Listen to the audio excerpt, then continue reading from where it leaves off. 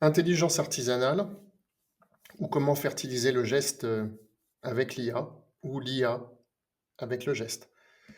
Et c'est ça que nous allons essayer d'explorer ensemble pendant cette petite demi-heure. On va commencer par, une définition de l'intelligence artificielle.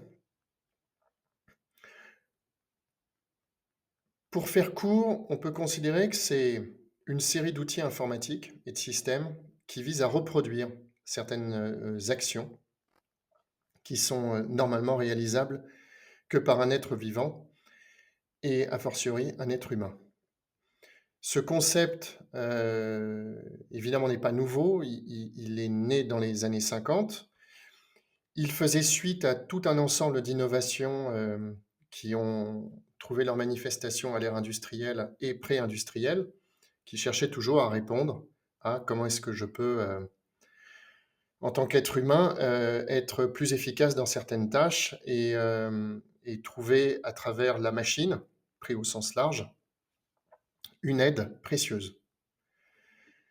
En 1950, Alan Turing, c'est fin 40, début 50, Alan Turing pose le concept. Donc Alan Turing, c'est l'inventeur de l'informatique moderne.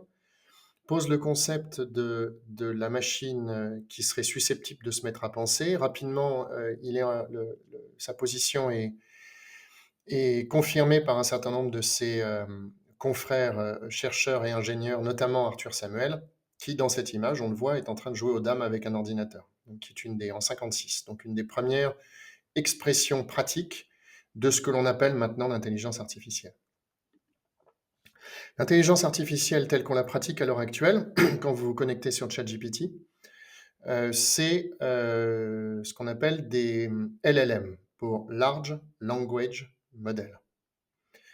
Ces LLM fonctionnent avec une logique de token. Je ne vais pas faire de technique, mais c'est très important ce point-là parce que ça vous permet de comprendre à quel point l'intelligence d'une intelligence artificielle est éloignée de l'intelligence humaine. C'est autre chose. C'est pas du tout le même mode de fonctionnement. Donc le token, vous l'avez peut-être déjà vu si certains d'entre vous sont utilisateurs des API de ce genre de système. On vous facture par token. Mais le token, c'est aussi la représentation de l'alphabet de l'intelligence artificielle. L'intelligence artificielle n'utilise pas l'alphabet latin, par exemple. Et il utilise une autre forme d'alphabet. Je peux vous donner un exemple très concret. C'est que, par exemple, Llama 3, qui est une intelligence artificielle qui a été développée par Meta, son alphabet, c'est 128 000 tokens. Donc, ce qui explique là la différence que l'on voit dans la petite illustration que je vous ai mis là entre le nombre de caractères et le nombre de tokens. C'est-à-dire que quand vous interagissez avec ChatGPT, toutes vos requêtes en texte compréhensible par un être humain passent à travers ce qu'on appelle un tokenizer, qui va le transformer en un vocable compréhensible par l'intelligence artificielle, en l'occurrence par exemple ChatGPT ou d'OpenAI, et qui ensuite va vous répondre avec le chemin inverse. Donc il y a des tokens in et il y a des tokens out. Voilà. Donc sans rentrer plus dans la technique, ça vous permet de voir qu'on parle bien d'intelligence réellement artificielle. C'est pas ce qui se passe dans la machine n'est pas ce qui se passe dans nos cerveaux. C'est totalement différent. Même si des chercheurs essayent de faire ces comparaisons et essayent de les mettre en œuvre à travers les systèmes de raisonnement, ce qu'on entend en ce moment de plus en plus sur les systèmes d'intelligence artificielle. On trouve exactement le même principe sur la création d'images. Donc, qu'est-ce que c'est que la création d'images par diffusion? Donc, c'est un des nombreux modèles qui existent en intelligence artificielle par diffusion. Pour rendre le traitement de l'image et la génération d'une image plus simple, la compréhension et son traitement, on lui ajoute du bruit. Alors, c'est complètement contre-intuitif, mais pourtant, ça permet en fait d'aider la machine à créer du bruit et en enlever, créer du bruit et en enlever, et s'approcher de plus en plus. Donc, c'est là où on rentre sur la notion d'apprentissage, de créer des images qui sont de plus en plus proches de celles d'origine. Ce système de respiration, on pourrait dire, qui va dans un sens et qui va dans un autre, on passe du sans bruit jusqu'au bruit, du sans bruit jusqu'au bruit, permet petit à petit à la machine de comprendre comment est-ce qu'elle va générer ces images. C'est une des explications des hallucinations qu'on peut avoir quand on utilise ce genre de système, où soudainement il va se passer quelque chose de complètement fou. En fait, le système n'a pas réussi sa tâche et donc a généré un échec. Et parfois, on est à la limite du réalisme. Là, il se passe des choses très intéressantes et parfois, c'est juste complètement fou. et parfois ça peut être aussi très intéressant. Mais voilà le principe, ce qui se cache derrière ces 2 ces systèmes d'intelligence artificielle tels qu'à l'heure actuelle on les utilise, hein. Donc on est passé, de machines avec des grosses bandes et un monsieur qui joue aux dames à ce genre de choses-là. Heu, Uniquement pour vous dire que c'est pas ce qui se passe dans notre tête, c'est autre chose, c'est artificiel. Juste ce qui fait un bon lien avec ce que je viens juste de vous dire. Donc on parle en fait d'intelligence spécialisée ou d'intelligence de forme d'intelligence. J'ai trouvé qu'il était intéressant de faire un lien avec le travail de Garner, qui est un professeur de Harvard et qui, il y a quelque temps avait, alors pas du tout pour des sujets d'intelligence artificielle, mais avait posé ce concept d'intelligence multiple. Et ben, c'est assez proche encore une fois de ça. Quand on veut comprendre l'intelligence artificielle, elle va opérer sur certains segments de l'intelligence humaine et certainement pas la totalité. Alors peut-être qu'un jour elle le fera, mais à date, si je ne fais pas de futurologie et que je m'en tiens à ce qui existe à l'heure actuelle, c'est comme ça que ça marche. Voilà, c'est pas une intelligence globale, humaine. Alors s'il y a des débats à n'en plus finir sur ces questions.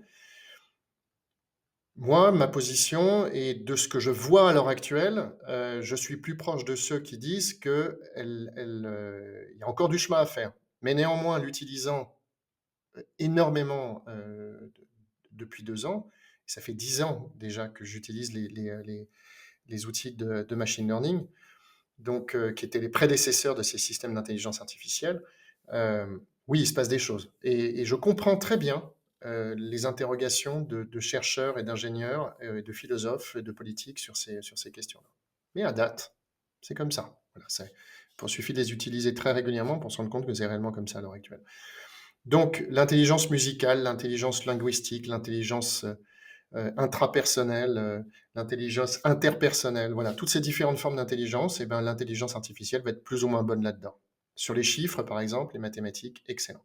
Sur le langage, traduire un texte, excellent. Et puis sur d'autres, par exemple naturaliste, prendre conscience de son environnement, être capable de savoir, quand elle peut pas se promener dans une forêt, mais admettons qu'elle puisse le faire, sentir les odeurs, enfin bref, et puis avoir conscience de son organisme. Elle n'est pas malade, elle ne peut pas mourir. Bref, voilà. On ne va pas rentrer dans ces considérations philosophiques, mais c'est, je pense, intéressant pour bien comprendre ce que l'intelligence artificielle est et n'est pas. Et en forme de clin d'œil, je vous invite à vous intéresser à ce que dit Luc Julia sur ce sujet. Il fait partie, puisqu'il y a plusieurs, hein, plusieurs branches évidemment de spécialistes, de penseurs, de philosophes, d'ingénieurs, de chercheurs dans l'intelligence artificielle. Lui est plutôt du côté sceptique. Donc c'est intéressant, je trouve, de s'intéresser à ce que ce genre d'individu dit concernant l'intelligence artificielle.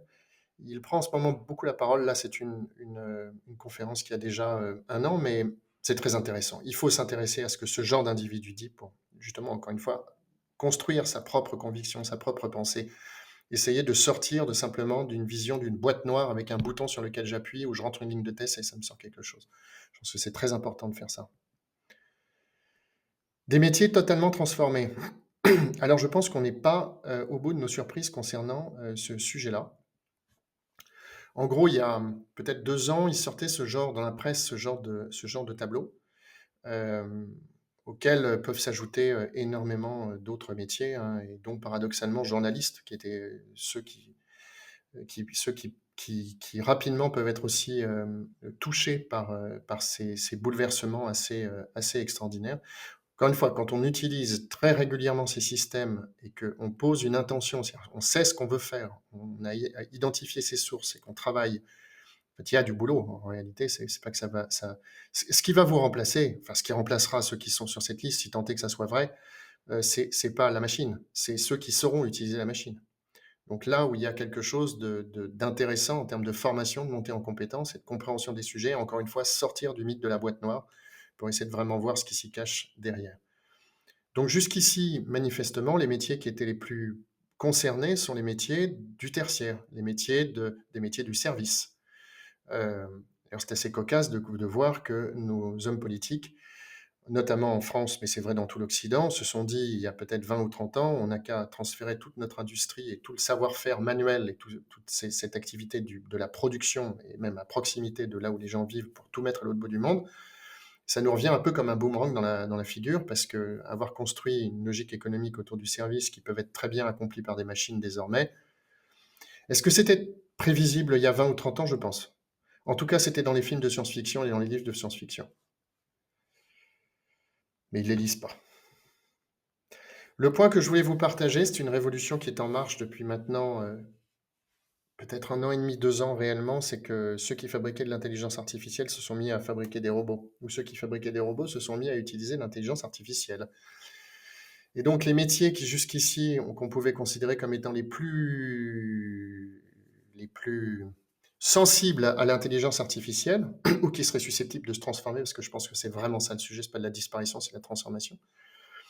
Ben, très probablement que les métiers accomplis par l'homme avec ses mains, le fameux geste, pourra en partie, tout ou partie, parce que encore une fois, je ne fais pas de futurologie, c'est pas quelque chose que j'appelle de mes voeux, c'est juste un constat. C'est-à-dire, je pense que c'est réellement le chemin vers lequel on se dirige. Permettra d'accomplir des tâches qui jusqu'ici sont réellement uniquement des tâches qui peuvent être accomplies par un homme, par une femme, bref, par un être humain. C'est impossible de considérer que ça ne va pas arriver en fait. C'est réellement ce qui est en train de se passer. Et là, on voit le robot Tesla, hein, mais il y en a plein d'autres. En Chine, là, ils ont énormément avancé sur ces questions. On ne peut pas faire comme si ça n'existait pas. Donc, on doit se poser la question en fait de la place de la machine en général dans nos métiers. Pas juste pour générer 3 images et 4 bouts de texte.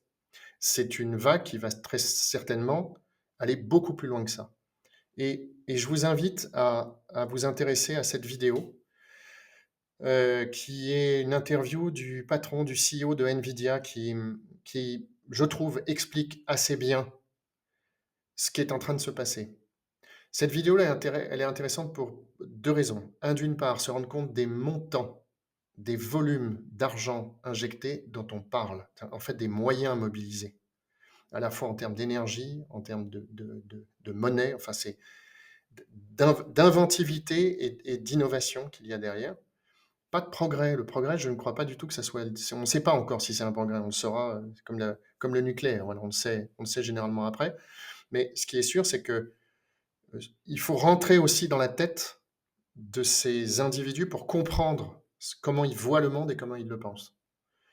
Et nous, en tant que créateurs, artisans, designers, on doit faire ce travail de voir comment il fonctionne pour nous proposer ce que l'on souhaite voir arriver avec ces outils, parce que ça va percuter, ça commence déjà à le faire. Moi, j'entends un des très grands designers, euh, plusieurs grands designers dire c'est la fin du design, c'est une catastrophe. Bon, une fois qu'on a dit ça, on fait quoi? Et de toute façon, ça vient, c'est là, on l'a déjà.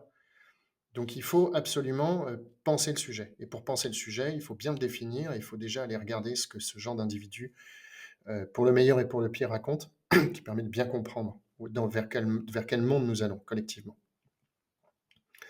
L'IA pour gagner du temps, ça c'est un sujet qui revient très souvent. Moi je pense qu'il y a une vraie valeur à l'intelligence artificielle dans des petites organisations. Même chose, le coût est déjà parti. On a maintenant de plus en plus de petites structures qui les utilisent pour créer du contenu, pour rédiger des mails, pour faire un peu de RH, pour faire un peu de marketing, enfin plein de sujets comme ça. J'alerte juste sur un point, c'est que ces moments où nous ne sommes pas sur nos tâches, et donc là je vais spécifiquement parler au métier de l'artisanat, métier du design, de la conception, artisanat d'art, fabrique, où on met les mains dedans et on est avec ses équipes en train de travailler sur des projets, où on va sur des chantiers, où on est en atelier, ces moments on est obligé d'en sortir pour faire des choses qui ne sont pas forcément notre cœur de métier. Tout confier à une machine me semble être une erreur.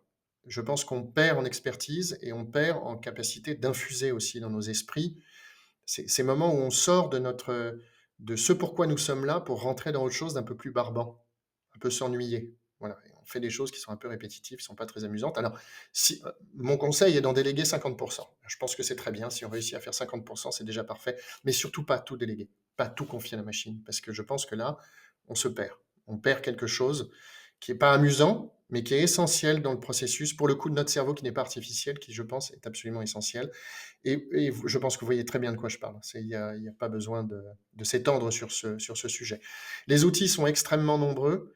Euh, on peut avoir des positions qui sont tout à fait légitimes sur les questions d'écologie, de protection en fait, d'utiliser des outils qui sont en ligne, qui sont très consommateurs en énergie, de protection de la propriété privée, des choses comme ça. Mais je pense que pour démarrer quelque chose dans l'intelligence artificielle, et c'est un peu probablement le sujet de beaucoup d'entre vous, allez voir les outils qui sont en ligne.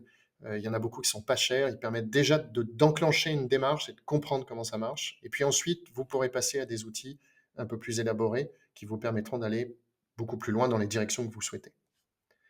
Ce qui nous envoie évidemment au sujet crucial, qui est la grande question qu'on nous pose toujours quand on est amené à intervenir, Charles de Dainville et moi, sur ce genre de sujet-là. C'est la question des biais de l'écologie et de la propriété intellectuelle. Alors la propriété intellectuelle, il y a un énorme sujet parce qu'on ne sait pas ce qui va dans la machine. Quand on est utilisateur, moi je vous engage à vous méfier de ce que la machine vous donne. Si jamais vous ne la nourrissez pas, entre guillemets, si jamais vous ne la fine-tunez pas, comme on dit dans l'IA, faites très attention parce que vous ne savez pas d'où sortent les visuels et vous ne savez pas ce que la machine vous propose et si ce n'est pas sous copyright. Voilà, il y a un sujet là-dessus. Ensuite, est-ce que les machines consomment beaucoup d'énergie? Oui. Est-ce qu'elles en consomment toujours autant par rapport à ce qu'on imagine? Pas forcément. Donc, on le saura en 2030. En attendant, d'ores et déjà, vous pouvez faire tourner, pour ceux qui ont envie d'aller plus loin dans cette direction, celle de la responsabilité environnementale, vous pouvez faire tourner des intelligences artificielles sur vos machines. Ça devient de moins en moins compliqué. Les machines nécessaires pour les faire tourner sont un peu moins puissantes, donc coûtent un peu moins cher qu'il y a encore quelques mois. Donc voilà, il y a des solutions pour éviter de tomber dans ce piège quand on y est sensible, ce qui est notre cas. Ensuite, la notion de biais, je pense que ce petit échange entre DeepSeek et un utilisateur explique très bien le problème.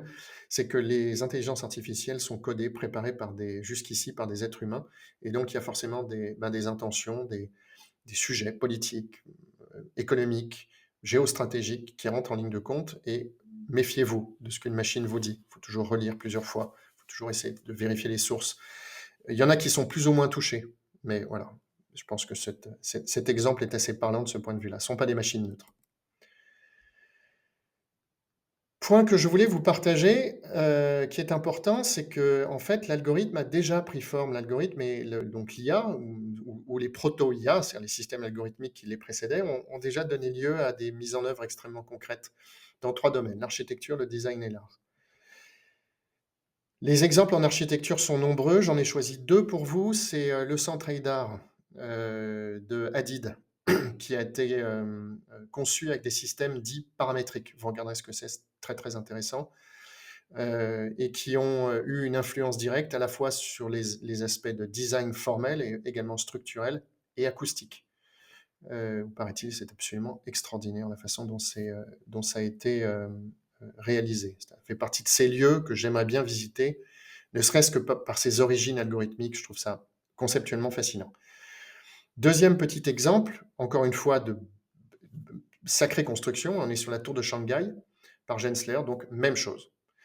Il a aussi utilisé des systèmes paramétriques et là, il s'est attaché à, travailler sur la résistance du bâtiment au vent et au tremblement de terre, qui sont nombreux dans cette région, et l'optimisation énergétique, donc des questions environnementales. Et tout ça a donné lieu aussi, et c'est ça qui est extraordinaire, à des questions qui sont d'ordre esthétique. Donc il y a un merge, une fusion entre des sujets qui sont d'ordre très de conception du bâtiment même, et des questions d'ordre esthétique qui viennent fusionner les unes avec les autres. Dans le domaine du mobilier design, il y a déjà eu des tentatives.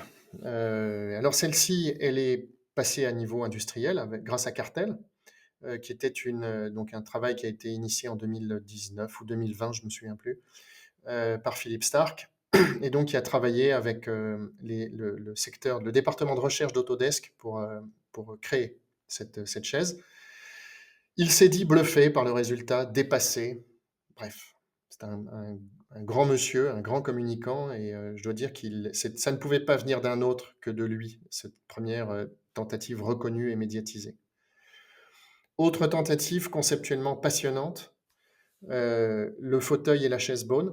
La chaise Bone a précédé le fauteuil, de Larman et qui a travaillé avec un système algorithmique qui reproduit la croissance osseuse. Conceptuellement génial, hyper intéressant. Donc on voit bien là un vrai, alors on n'est plus dans de la série, hein, du côté de Stark et Cartel, on était dans la série. Là, on est plus dans le collectible, dans le prototype, dans la pièce unique, mais passionnant, absolument passionnant. Et enfin, je pense que beaucoup d'entre vous la connaissent, qui est la chaise, la Tamu de Patrick Join, qui a été réalisée en collaboration avec Dassault Systèmes et imprimée intégralement à l'imprimante 3D. Ce qui est génial, c'est qu'il a imprimé le vide. En tout cas, moi, c'est la conclusion à laquelle je suis arrivé, puisque son ambition était d'utiliser le minimum de matériaux. Et en fait, c'est pour ça qu'elle a cette espèce de forme complètement aérienne. Alors, elle se plie complètement. Enfin, vous pouvez aller voir des vidéos, c'est très intéressant. C'est une très belle réalisation, même s'il s'agit que d'un prototype. Si on va dans le monde de l'art contemporain, qui s'intéresse à la question de l'art informatique, de l'algorithmie depuis maintenant des décennies, je vous invite, alors on est dans un mode un peu plus poétique, hein, mais qui est passionnant, de vous intéresser au travail. Il avait été présenté à la Biennale de Venise l'année dernière, à l'installation liminale de Huyghe, qui est un très très beau travail. Je ne vous en dis pas plus. Il interroge le non-humain, l'humain non-humain. Je trouve ça très inspirant pour ceux d'entre vous qui utilisez l'intelligence artificielle d'ores et déjà. Vous avez peut-être fait l'expérience de la Uncanny Valley, en tout cas la version intelligence artificielle de la Uncanny Valley qui s'applique à la robotique normalement. Et la Uncanny Valley, c'est ce moment où on voit quelque chose qui ressemble énormément à ce qu'on connaît, mais il y a quelque chose qui ne va pas. Et donc c'est un concept qui avait été imaginé par un roboticien japonais, et ça va pas. Et ce ça va pas, il y a quelque chose de très intéressant. Et à mon sens, et ce n'est que mon interprétation et ma vision du sujet, Huyghe, avec l'intelligence artificielle et les algorithmes et tout son travail là, va explorer cette vallée de l'étrange. Et je trouve que, en tant qu'auteur, designer, artiste, cette vallée de l'étrange, il y a quelque chose dedans. Je sais pas quoi encore, mais il y a quelque chose dedans. Et enfin, pour conclure sur ce petit panorama de ces projets, de ces objets, de ces individus qui font et qui pourraient vous inspirer, il y a Vera Molnar. Vera Molnar, pour Charles et moi, ça a été une révélation. Moi, c'était quelqu'un que je connaissais depuis l'intelligence artificielle et l'art génératif, et c'est un sujet qui me titille depuis maintenant plus de 10 ans. Donc, Vera Molnar est une précurseur, presque, on pourrait même dire qu'elle l'a inventé. C'est pas vrai en fait, mais si, parce qu'elle est tellement formidable que j'ai envie de dire qu'elle l'a inventé. Elle a inventé l'art algorithmique, elle l'a pensé, et elle l'a pensé dans sa tête dans les années 60, avant de le passer sur un ordinateur avec un écran. C'est une des clés que je vous partage, je pense, de la façon dont nous devrions nous emparer de ce sujet de l'intelligence artificielle, c'est d'abord le penser, poser une volonté, poser un désir.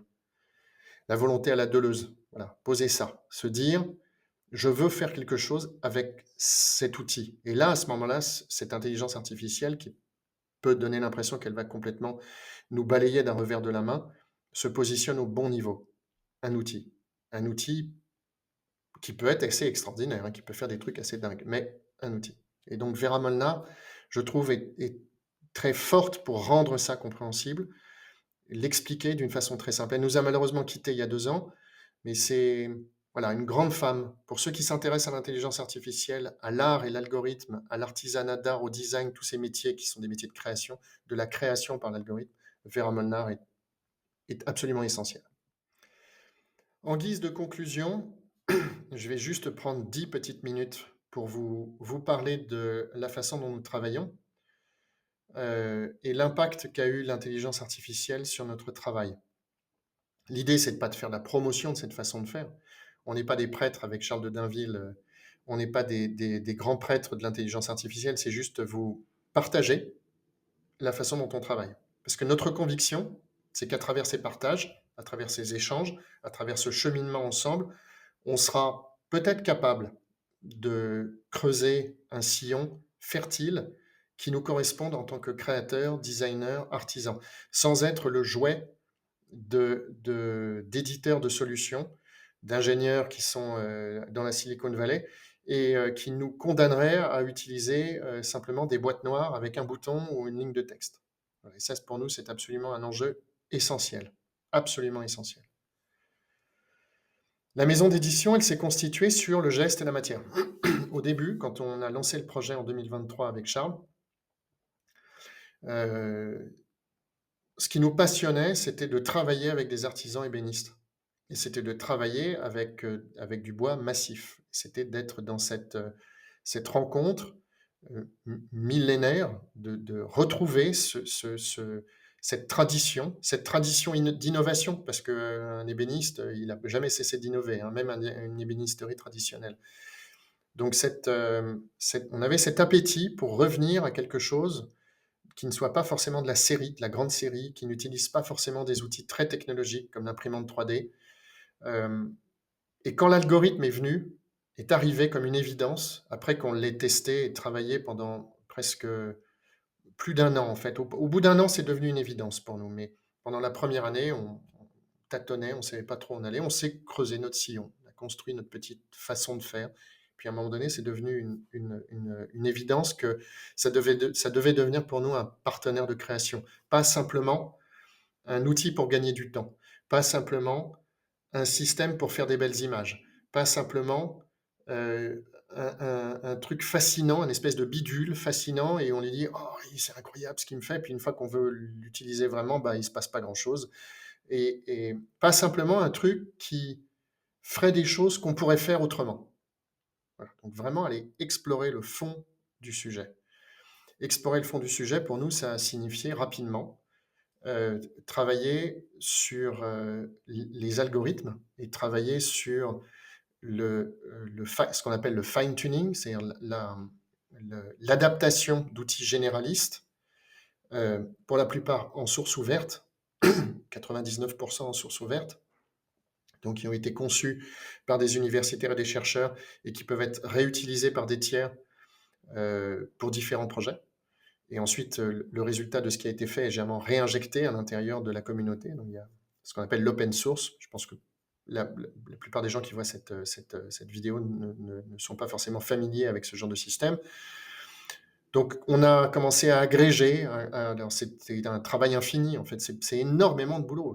Au final, en fait, là, on passe d'un pouce-bouton où on a une boîte noire et on se dit « Ah, ben, j'ai pas vraiment travaillé » à un système c'est des centaines et des centaines et des centaines d'heures pour réussir à comprendre, mettre en œuvre, tester, par itération successive. Et comme l'a fait Vera Molnar, finalement, comme le font les artistes en général. On tâtonne et puis ça marche pas, et puis on y retourne. Mais si on a une vision dans la tête, si on sait ce qu'on veut faire, là où on veut aller, si on a une intention, si on a une volonté, un désir, là, à ce moment-là, on peut vraiment contrôler la machine et on peut vraiment la mettre là où on a envie qu'elle soit, et elle ne sera pas à l'autre. Voilà. Donc cette approche-là, elle est venue finalement se calquer un peu sur les processus qu'on trouve en atelier. Un artisan va travailler, puis va se planter, puis ça va pas marcher, puis il va y retourner, ainsi de suite. Donc pour nous, très rapidement, on s'est rendu compte qu'il n'y avait pas tant de différence que ça entre des outils plus traditionnels et ces nouveaux outils. Si ce n'est le côté waouh, voilà, quand on commence à l'utiliser, ou qu'on n'a pas eu le temps d'y réfléchir. Voilà. Mais si on a pris le temps d'y réfléchir, de rentrer dans les systèmes, je pense que on arrive probablement aux conclusions auxquelles on est arrivé. Peut-être que je me trompe, mais je pense que c'est probable. Donc cette approche geste-matière, avec l'algorithme, nous a amené aussi à penser nos pièces de façon différente. Et de les concevoir non plus comme un designer qui dessinerait une table ou une chaise, mais comme un designer qui dessinerait le système qui va te permettre de dessiner la chaise et la table. et à la fois au niveau algorithmique, donc la façon dont l'outil est construit, et au niveau de la grammaire, du vocabulaire formel qui va être fourni à la machine. Et ça, c'est pas la machine qui le conçoit. En tout cas, chez nous, c'est pas la machine qui le conçoit, c'est le designer. Quand l'année dernière, Charles et Guillaume Collas, Charles de Nainville, donc cofondateur de Joe, et Guillaume Collas, designer avec lequel on a travaillé à l'époque, se sont réunis pour commencer à travailler là-dessus. C'est posé une grammaire qui ensuite s'est mis à évoluer. Il y a eu des premiers modèles qui sont les tables basses qui étaient proto-algorithmiques. On avait encore franchi une étape, mais on n'y était pas encore. Et puis là, maintenant, ben, on peut le faire. Et Guillaume Collas, en fait, est partie intégrante du projet depuis le début. En tant que designer, il a conçu les formes avec Charles. Et puis moi, derrière, ben, je vais travailler sur le code, mais pas comme un ingénieur, comme un designer. C'est là où il y a quelque chose de passionnant qui se met en place et qui nous ouvre un territoire d'exploration. Et territoire d'exploration qui est à la fois technique et formel, et qui va aussi dans le sens un peu de Huyghe, dont je prenais l'exemple tout à l'heure, Uncanny Valley, cet espace étrange. Euh, je pense qu'un peintre comme Dali et tous ses amis surréalistes auraient été comme des dingues avec l'intelligence artificielle, parce qu'elle montre quelque chose qui n'est pas vraiment humain, et en même temps ça l'est un peu, et on ne sait pas d'où ça va. Donc si on oublie la façon dont ça fonctionne, si on oublie d'où viennent ces images, et qu'on se concentre exclusivement sur cette restitution conceptuelle, que c'est une machine qui nous montre des choses, il y a un territoire à l'explorer. Voilà. Et c'est tout ça qui nous intéresse. Est-ce qu'on va réussir? J'en sais rien. En tout cas, tant est qu'il faut encore que je sois capable de définir ce que ça veut dire réussir le sujet. Mais c'est ça qui nous intéresse, et c'est là où on va, nous, avec notre approche singulière. On ne cherche pas à convaincre qui que ce soit. Par contre, je suis sûr que vous devez trouver votre approche singulière si vous ne voulez pas être dominé par la machine. Donc là, je vous donne cet exemple. Il y en a 1000 autres qui correspondent à 1000 entreprises, à 1000 projets, à 1000 femmes et hommes qui ont leur vision, qui ont leur envie. Mais je pense qu'il faut vraiment se l'approprier. Et nous, c'est comme ça qu'on l'a fait. Est-ce que c'est la bonne manière? Est-ce que c'est pas la bonne manière? J'en sais rien. Est-ce que c'est contestable? Non, parce qu'en fait, c'est notre façon de faire, et puis on n'essaie pas de la vendre à d'autres. Donc, faites-vous votre propre vision et votre propre exploration. Et donc, cette exploration nous a amené à créer notre Vera, donc qui est un hommage direct à Vera Molnar, évidemment, et qui est notre interface, donc qui peut être installée sur un PC ou qui peut être utilisée sur un serveur si on a besoin de plus de puissance, et qui permet de cadencer ces séquences d'exploration, de la laisser parfois complètement délirer, mais encore une fois, dans notre environnement, avec notre volonté, notre vision. On ne veut pas être des curateurs de formes qui sont proposées par notre Vera. C'est pas ça notre. On va balancer une nuit entière de rendu qui vont faire 5000 images, et ensuite on va passer sur ces 5000 images pour regarder, et ça nous intéresse pas du tout.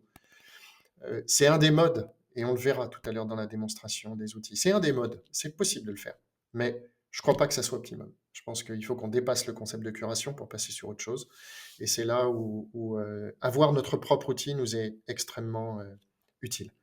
Et c'est pas une obligation, on peut très bien le faire avec des outils du marché, enfin faire différemment, il n'y a pas d'obligation. Mais là, je suis dans une explication de la façon dont on travaille. Et ça nous amène à ce genre d'exemples que vous avez sous les yeux, donc qui sont des variations de nos pièces dites des séries Legacy, qui sont les premières pièces qu'on avait sorties. Donc on retrouve la table qui a été acquise par le Mobilier National en haut à droite, la première table basse proto-algorithmique qui est en haut à gauche, donc il y a allez, on va dire 60 à 70% d'algorithmie à l'intérieur d'elle. Et puis à côté, il y a des pièces qui ont été conçues par Vera, et qui sont. Alors, on était sur une version primitive de Vera. Depuis, elle a encore beaucoup évolué. Mais j'en ai marre de mettre à jour mes slides à chaque fois. Donc voilà, c'est déjà. Ça illustre, je pense, très très bien la façon dont ça fonctionne. Donc il y a par exemple une incursion du marbre, parce qu'on lui a demandé de travailler dessus. Mais on voit l'affiliation évidente, c'est pour ça que je vous présente cet exemple-là, l'affiliation évidente entre ces pièces qui existent, qui ont été fabriquées, parfois dessinées avec 80% d'êtres humains et 20% d'algorithmes, parfois 80% d'algorithmes et 20% d'êtres humains, parfois 100% d'algorithmes, parfois 100% d'êtres humains. Et c'est cette zone aussi qu'on explore, parce qu'encore une fois, c'est dans nos têtes. C'est la mécanique, la façon de travailler est dans nos têtes. Et l'outil vient compléter cette approche. Encore une fois, écoutez Vera Molnar, c'est limpide quand elle l'explique. Voilà, bah, j'aurais réussi à faire une petite 10 minutes sur nos aventures avec Charles pour compléter cette petite conférence. J'espère vous avoir intéressé et pas trop barbé. On va passer sur la deuxième partie, qui est une partie beaucoup plus pratique, où on va aller sur un outil alors que je connais très très mal, mais j'ai eu la remarque par rapport à l'intervention qu'on avait fait début mars, que peut-être que c'était un peu compliqué pour que certains d'entre vous puissent l'utiliser à la fois pour eux en tant qu'indépendants et au sein de leur entreprise, pour le partager. Et donc, j'ai fait le choix de un peu modifier, changer mon fusil d'épaule. Donc, on va passer sur un outil de marché qui est facile d'accès, qui est disponible, mais qui va me permettre d'illustrer un certain nombre des concepts que j'ai développés là et que vous pourrez vous-même tester, parce que je pense que c'est ça vraiment le vrai sujet. Et ben, on se retrouve tout de suite, je change boutique mon truc là, et puis je change et j'arrive.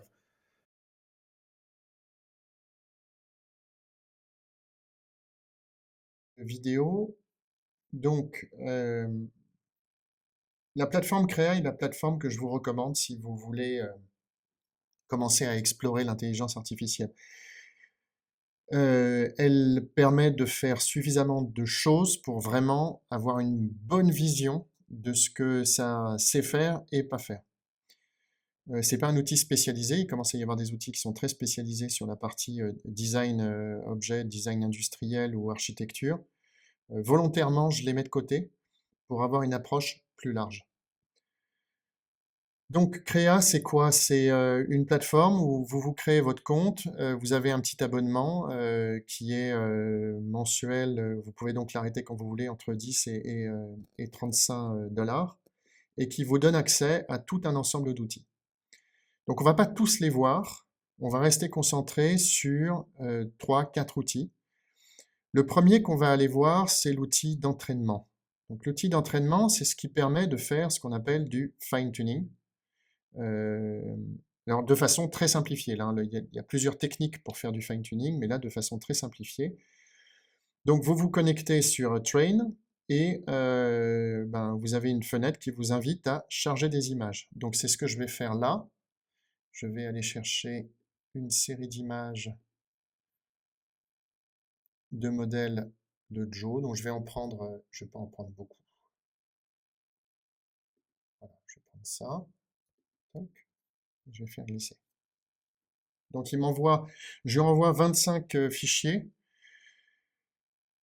25 fichiers que vous voyez. Alors j'ai fait une erreur. Tiens, j'ai envoyé des photos d'illustration que je ne voulais pas envoyer. Voilà. Donc j'ai 23 fichiers. Je vais virer celle-ci et celle-ci, celles qui ont des décors en fait pour rester sur des fonds blancs. C'est un des aspects qui est important, c'est d'avoir une grande, quand on veut présenter un ou plusieurs objets ou des styles, parce que là c'est de ça dont on parle, c'est nourrir la machine avec des styles. Faut pas hésiter à avoir une grande diversité d'angles, de points de vue. Tiens, là j'ai un doublon. Voilà. Et on peut avoir des pièces en 3D, on peut avoir même des dessins, hein, on peut imaginer plein de choses. Là, c'est vraiment selon votre besoin et envie. Et alors, moi, je donne en général un petit nom. Là, je vais donner Bois. Voilà, Joe Bois. On peut intervenir, hein, notamment en indiquant par exemple que ce sont des objets. On peut indiquer qu'on veut un style. Alors, je vous engage en fait à jouer avec ce genre de choses-là, hein, puisque c'est très intéressant d'appliquer, de prendre des objets pour appliquer un style, de prendre un style pour appliquer des objets. Bref, il y a plein de façons de faire. Bon, là, je vais lui dire que c'est un objet. Et ensuite, j'ai juste à demander train. Et donc là, il va extrêmement rapidement par rapport aux outils que nous utilisons, y compris sur Vera, qui sont des systèmes qui n'ont pas la chance ou la malchance de tourner sur des moteurs de calcul absolument monstrueux. Il va extrêmement rapidement réussir à créer un modèle. Donc on va le laisser tourner. Je sais pas, ça va peut-être prendre, allez, pour vous donner un ordre d'échelle, peut-être que ça va prendre 3, 4, 5 minutes, peut-être même moins. Et nous, quand on le fait avec Charles sur nos beaucoup plus gros systèmes, donc qui tournent sur nos PC ou sur des petits serveurs, donc qui n'ont pas accès à une aussi énorme infrastructure, c'est 1 heure et demie à 2 heures. Donc, en attendant que ça se charge, on va aller maintenant explorer le système Flux Image. Donc, c'est la fonction qui est là, Image. Donc, quand ça vous a généré votre set de données, donc là, j'ai mis mes images, je les ai chargées, là, il est en train de calculer. J'en ai un que j'avais déjà fait, donc je vais cliquer sur Use with Flux. Et là, je vais pouvoir, en fait, utiliser mon modèle. Mais alors, je vais juste mettre, par exemple, share. Alors, on peut dialoguer avec le système en français. Et là, voilà, il nous sort. Alors, encore une fois, on est sur un système très basique. Là, on est vraiment en mode exploration. C'est pas la finalité du système il y a très peu d'images. Nous, on utilise des sets avec 50, 60, 100, 150 images. Donc voilà, c'est très basique, mais ça vous permet de vous rendre compte que si je lui demande juste une table, il me sort une table dans le style de Joe. Avec ça, encore une fois, les modèles sont plus ou moins intéressants, les idées sont plus ou moins intelligentes, mais on retrouve notre système de clés, on retrouve nos gainages de pieds, voilà, on retrouve tous les éléments qui permettent d'identifier un meuble Joe. Si je retire, ce que je peux faire ici, hein, je peux retirer le modèle, et je demande juste une table. Voilà. Donc, vous voyez un exemple très concret de l'usage d'un modèle et pas de modèle. Donc l'application du style, elle se fait là. Hop, je choisis Add Style, je demande une nouvelle génération, et voilà. Donc ça permet vraiment de contraindre énormément la création sur vos propres éléments. Et si vous explorez, rapidement, vous allez voir, c'est extrêmement riche comme possibilité. Donc je vais retourner, voilà, mon entraînement est terminé. Je vais l'envoyer. Et là, je vais demander load table. Je ne sais pas s'il va pouvoir me le faire. Parce que je ne crois pas en avoir mis d'ailleurs. Non, vous voyez, il n'y a pas énormément de différence avec le précédent parce qu'encore une fois, on a très très peu d'images. Mais malgré tout, je crois que ça vous donne une bonne idée de ce que ça permet de faire. J'en avais sorti d'autres. Voilà, là par exemple, sur des canapés. Alors, il y a des pièces où ça n'a strictement aucun intérêt.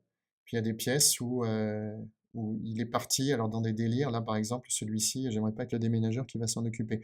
Alors une fois que j'ai posé alors je sais pas, on va en prendre un autre, on va prendre celui-là. Ensuite, on peut déclencher des variations sur un seul et même, sur une seule et même image.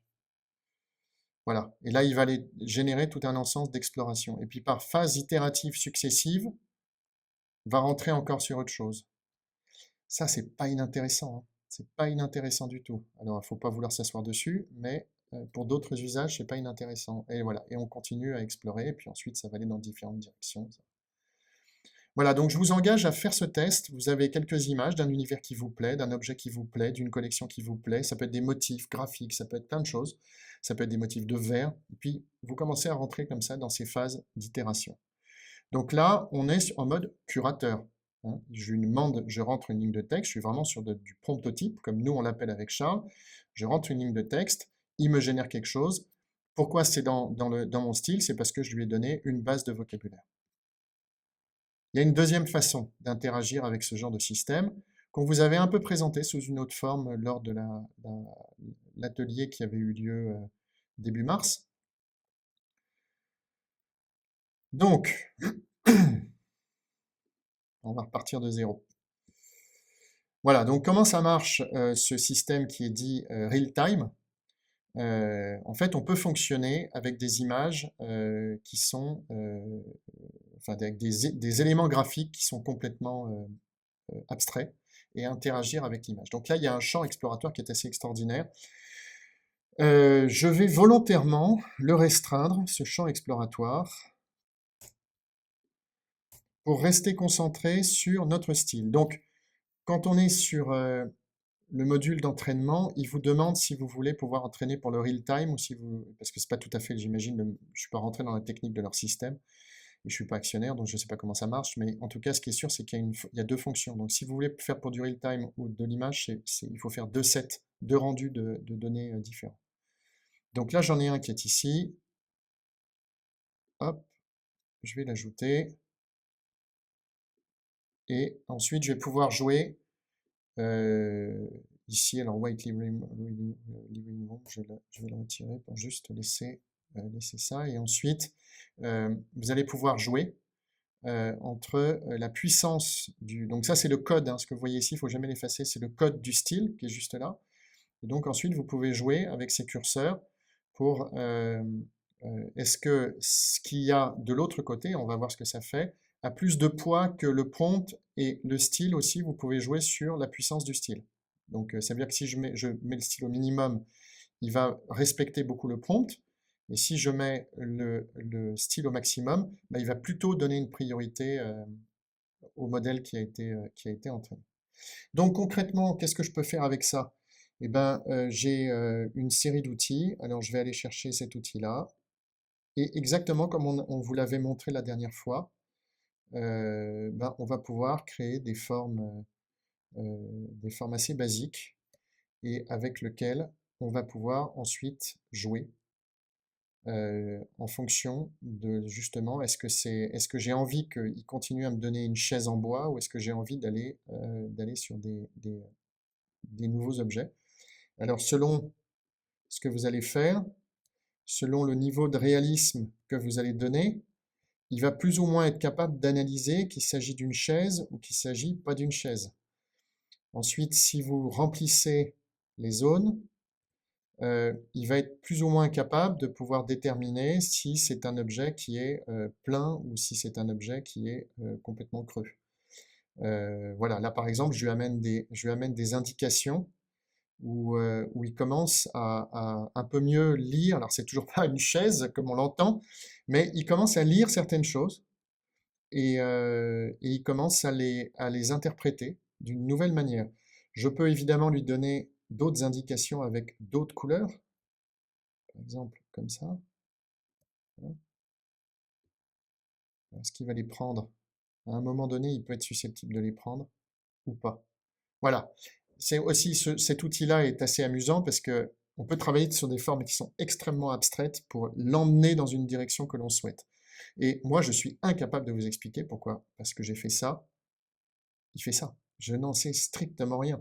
Donc c'est là où ces outils sont beaucoup plus, alors sont très intrigants à utiliser, mais sont quand même beaucoup moins contrôlables que ce sur quoi on travaille avec Charles depuis quelques mois. Alors je pense que si je lui fais quelque chose qui va ressembler à ça, il va à peu près être capable de comprendre qu'il s'agit, voilà, d'une chaise.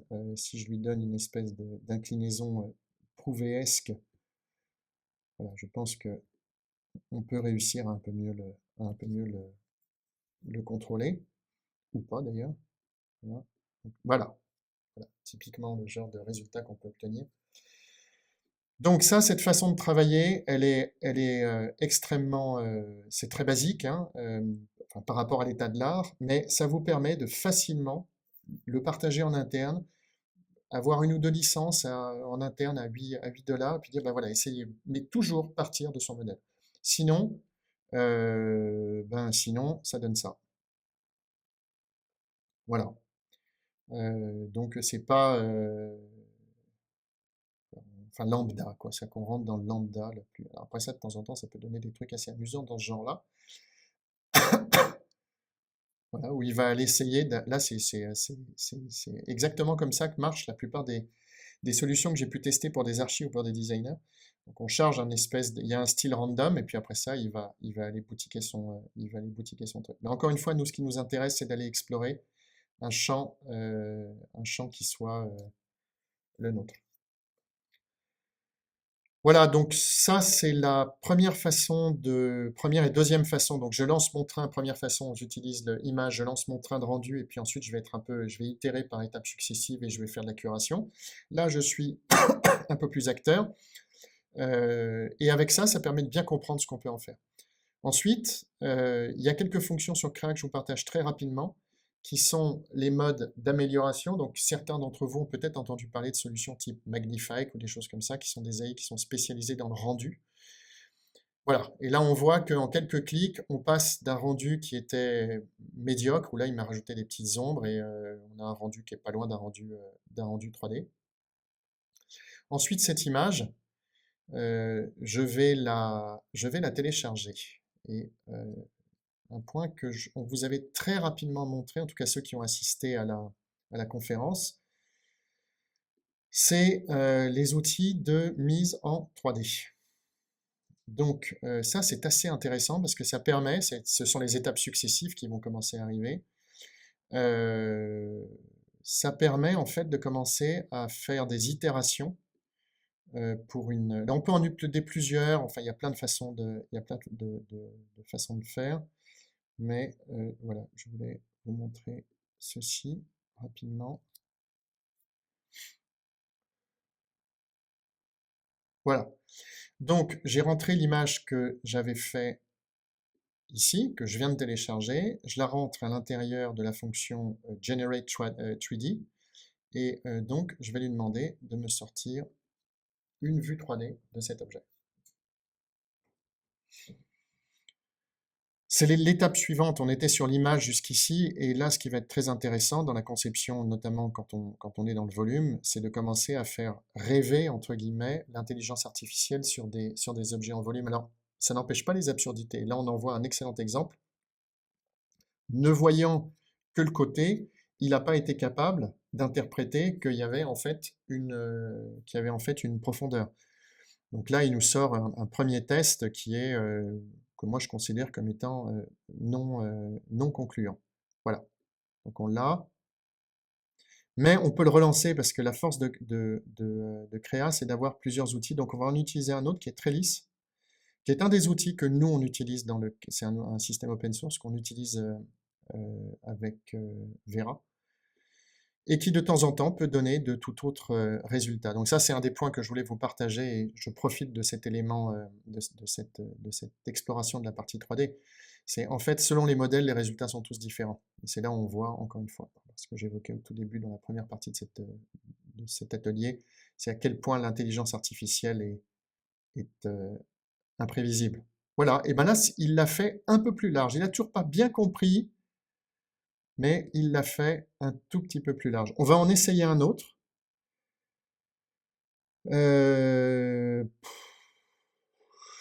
On n'a qu'à chercher ça. On verra bien. Moi, je ne le connais pas celui-là. On va voir ce que ça va donner.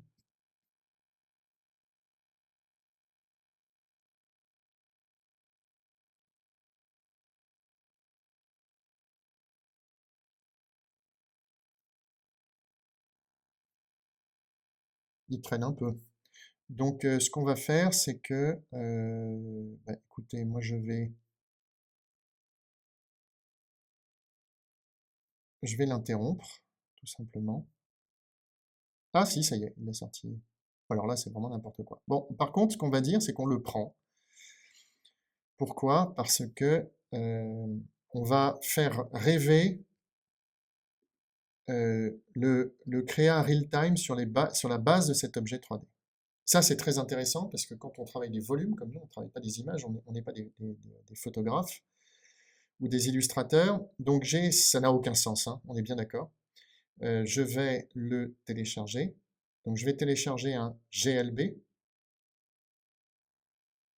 qui est un format 3D. Ce GLB, je vais l'ouvrir dans un système de prévisualisation en ligne que je vous recommande pour ce genre de choses-là qui marche très très bien.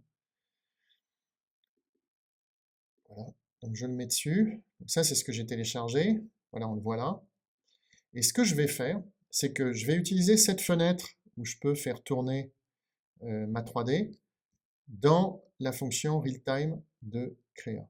Alors, comment je peux faire ça? En partage d'écran.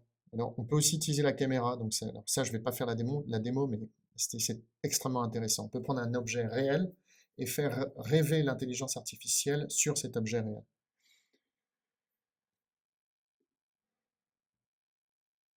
Donc là, non, il faut que je le désarime. Donc là, je vais le mettre ailleurs. Voilà. Donc je vais passer en partage d'écran. Je vais aller chercher ma prévisualisation qui va monter ici. Voilà, donc je choisis la zone que que je souhaite présenter. Et là, on le voit déjà commencer un petit peu à s'exciter. Voilà, donc je vais demander plutôt de la force à l'intérieur du prompt. Et puis, je vais lui donner le maximum en termes de modèle jour. Voilà. Allez, on va aller là. On va aller au maximum. Oui, il commence à sortir des trucs qui sont intéressants. Voilà, allez, on va dire que c'est ça. Et là, donc si je bouge mon objet 3D, et vous le voyez bouger, donc là je manipule sur l'outil, vous allez le voir faire des combinaisons. Et en termes d'outils d'exploration, c'est vraiment très très intéressant parce qu'on a une conscience du volume, ce qu'on n'a pas forcément avec les systèmes précédents que je vous ai montrés. Et alors ça n'empêche pas, hein, de sortir des impossibles immeubles, comme dirait Charles, mais néanmoins, en tant que outil d'exploration, on est sur quelque chose qui est assez intéressant d'un point de vue formel. Voilà. Donc ça, c'était un des points que je voulais vous partager en guise de conclusion. Cette petite vidéo n'a pas d'autre vocation que de vous donner envie, voilà, de partir sur Créa et d'aller un peu explorer. Vous retiendrez bien que ça n'a, à notre sens, d'intérêt que si vous le faites sur un environnement que vous avez défini vous-même. C'est là où ça peut devenir vraiment passionnant. Restrictif, donc passionnant, parce que vous posez un cadre. Et ce cadre, il est d'abord posé dans votre tête. Et ensuite, l'outil est là pour le concrétiser. Ça part dans tous les sens quand on est sur des outils de ce type, et ça vous donne une explication claire de pourquoi avec Charles on a fait les choix qu'on a fait, c'est-à-dire de partir sur des systèmes qu'on est capable de mieux contrôler. Mais néanmoins, moi j'aime bien passer une tête comme ça de temps en temps sur ces outils pour aller regarder ce que ça sort, parce que s'il y a quand même, il se passe des choses. Pour conclure, je vous remercie pour votre attention. J'espère avoir été intéressant. Charles, qui était présent lors du premier atelier, était là, par la pensée avec nous. Et en tout cas, on se réjouit tous les deux de vous croiser à nouveau ou de vous rencontrer lors d'un prochain événement. La French Craft Guild a l'air d'avoir l'intention de renouveler cette expérience et peut-être sur des nouveaux formats. Voilà, eh bien, je vous souhaite une bonne matinée, ou une bonne soirée, ou une bonne après-midi, ou une bonne nuit, selon le moment où vous regardez cette vidéo, et en espérant vous rencontrer dans le monde réel.